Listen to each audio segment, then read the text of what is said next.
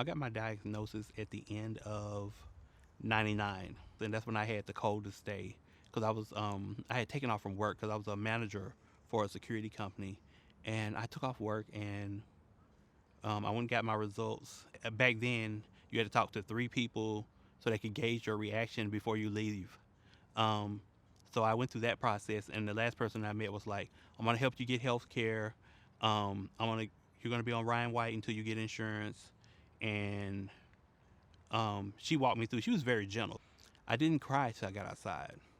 So I was outside, and I was like, "Have you ever saw that movie like the guys outside screaming like, why? Just outside, why?" So I was outside like screaming and hollering, and nobody, people just walking by like, okay.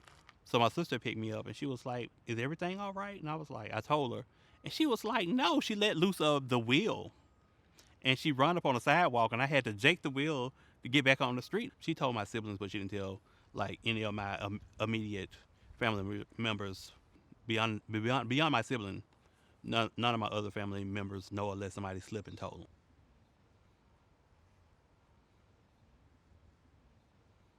I'm from Memphis, Tennessee, which is the buckle of the Bible Belt. There is a church on every corner, and stigma is still alive.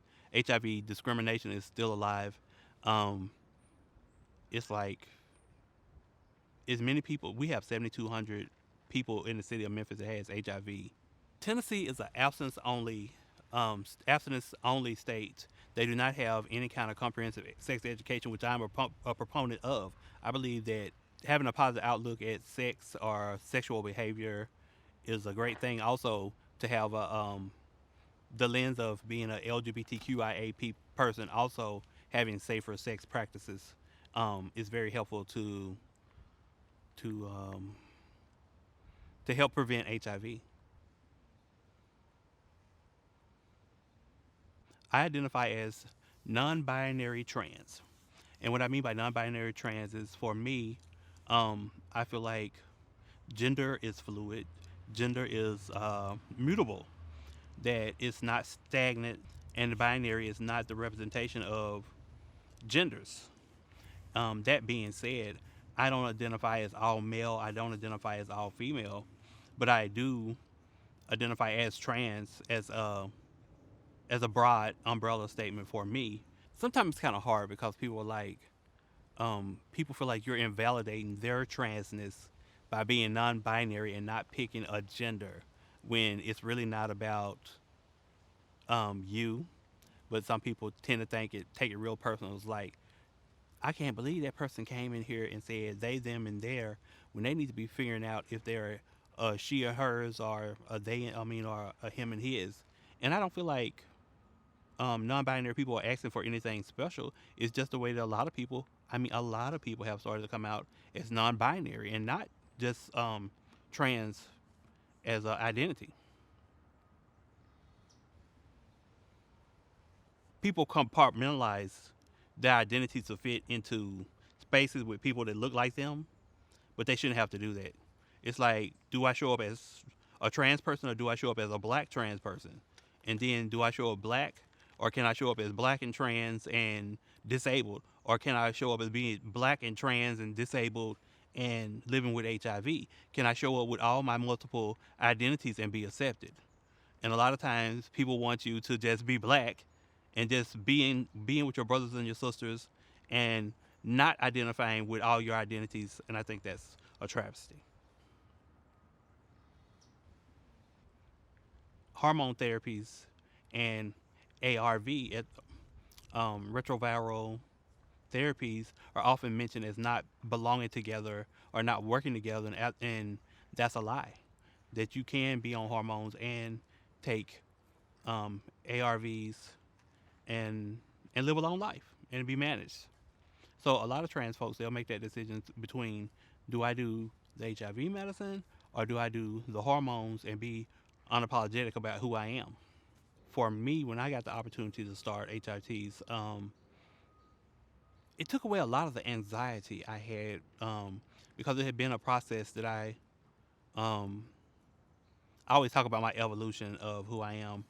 And I thought everybody was, "Oh, you're gonna be gay. You're gonna be gay," but in that reality, that was the only language I had that I could talk about myself because people said I was going to be gay. But after a while, I identified with like androgyny, and then at some point, I was like, I think I'm beyond androgyny, and and for me, starting HRTs was like it just took a lot of anxiety off of me about like hiding and deciding to be who I am going to be.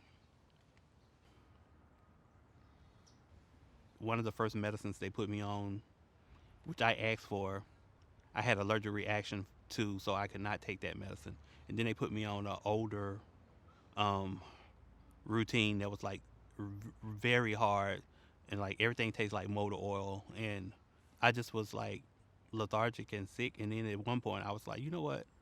I have to be more proactive in my health care and my well being. And before I ever did get a diagnosis, I had promised myself that if I did get a diagnosis, I was going to fight like hell to be alive. Um, so I was going to this clinic, and it kind of like vexed my spirit. So later on, I left and went to another clinic, and I joined their consumer advisory board, and you can say my activism was born. So after that, I just started participating in everything that was HIV related that I could get my hand into. What are the biggest challenges for a non-binary trans person with HIV?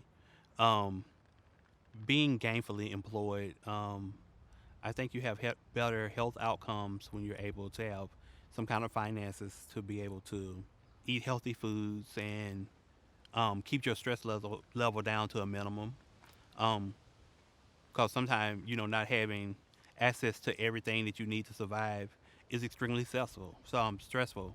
You show up for a job and you say your name is I. If you say I'm India and your ID says Martin, you're less likely to have a job because your documentation does not match your gender identity. So if you think about that, and then you think about people forced to do survival sex work to pay for food, to pay for lodging, and other things that you need to have to survive, it puts you at risk for other health disparities like HIV and AIDS. The Denver Principles were a group of activists that came together, and um, they came up with these rules to show that people were working for HIV organizations and nonprofits that representation matters, and it was nothing for us without us.